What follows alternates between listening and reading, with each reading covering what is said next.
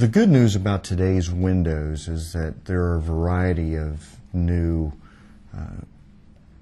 glazings and frames and other technologies available to builders and remodelers and homeowners that deliver unprecedented performance at very low cost. A lot of those technologies that used to be kind of fringe technologies from years ago, they're mainstream now. The price has come down, and really it's very easy to select windows today that can cut your heating bill by 25% or cut your cooling bill by 50%.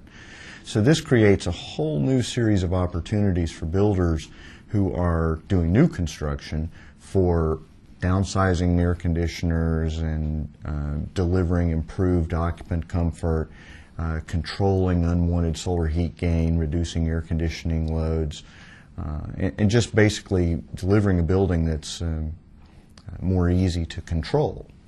A lot of these technologies, low-E glazings, for example, 20 years ago when they were first developed, they had a little tint to them, different colors. If you looked at them at off angles, they were kind of purple or blue, and today they are optically clear. As a matter of fact, some of these technologies, they look clear to the naked eye, but will block 70% of the solar gain. So that instead of all of that solar gain coming into the home and being air conditioning load, windows that look the same to the naked eye can reduce the air conditioning load by as much as 50%, sometimes more. The further south you go, it's kind of the more benefit that you get. Builders in Texas in particular have just embraced a new energy code, and these low solar heat gain coefficient kinds of windows and glazings figure prominently in that code. And what it's done is created huge opportunities for those builders to downsize their air conditioners, do a better job at moisture removal and dehumidification, which is really critical as well. So one of the challenges that builders face is that we build a perfectly good wall and then we cut holes in it. People want windows for a reason, and today's windows create opportunities for builders, but they need to know how to select product, and that's one of the major advancements is the development of the new energy rating and labeling system. Most windows today have the NFRC rating label on them, which shows the U factor and the solar heat gain coefficient, so that a builder can compare apples to apples. They didn't used to be able to do that, and they can compare windows now. That information is also critically important for the builder's HVAC contractor, because they need those key window performance indices for properly sizing their heating and cooling systems. For example, two windows that may look the same can have a 2-to-1 difference in their impact on the sizing of the air conditioning system. So instead of installing 8 tons of air conditioning, you might be able to install 4 or 5. Or instead of installing 6 tons of air conditioning, you might be able to install 3 or 3.5 or 4, simply due to the window that you select. And that NFRC energy rating label is the builder's best assurance of being able to make that right window selection. One of the things that we often forget when we're selecting windows is how to properly integrate that window into the overall wall system. And same thing with skylights and the overall roof system.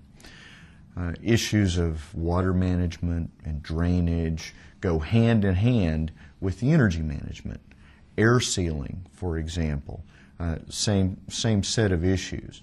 So if a builder is selecting one of these improved windows, the many of which are available on the market today, it's critically important that they also install them properly, integrate them into the wall system properly, and make sure that there's good water management in the whole wall system. Remember, the window doesn't exist by itself. It exists in the context of the wall.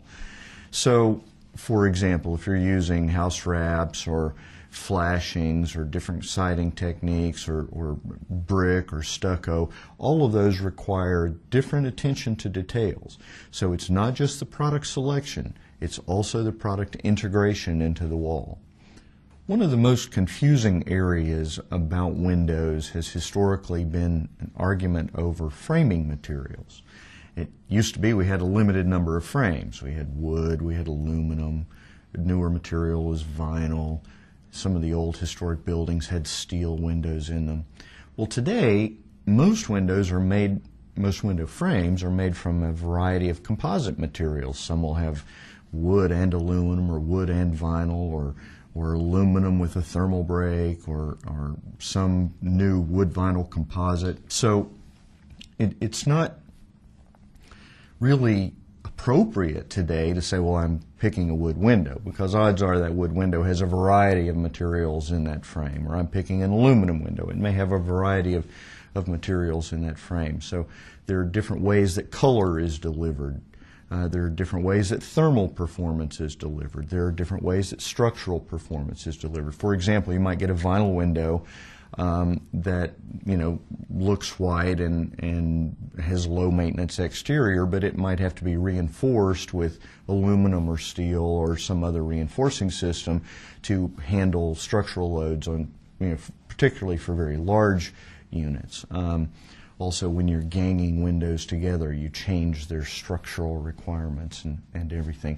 Most of the major window manufacturers today have really good systems for bringing those integrated structural and maintenance challenges to the marketplace and delivering a variety of colors to the marketplace.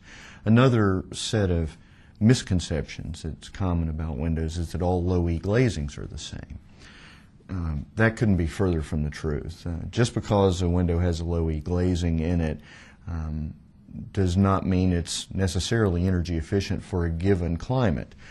There are dozens of different recipes of low-E glazings, and it would be kind of a waste of time for a builder to try to learn all of the different oddities and vagaries of low-E coatings, because it's quite a complex thing, and that technology has evolved over the past 20 years to where we have a variety of options. All of the options, however, are rolled into those energy performance indices, the U factor and the solar heat gain coefficient. So you don't need to know what the emissivity is, or whether it's, for summertime or wintertime or heating or cooling or all of that stuff. All you need to know today is the U factor and the solar heat gain coefficient, and probably the air leakage value, also a certified value, to make the right energy decision.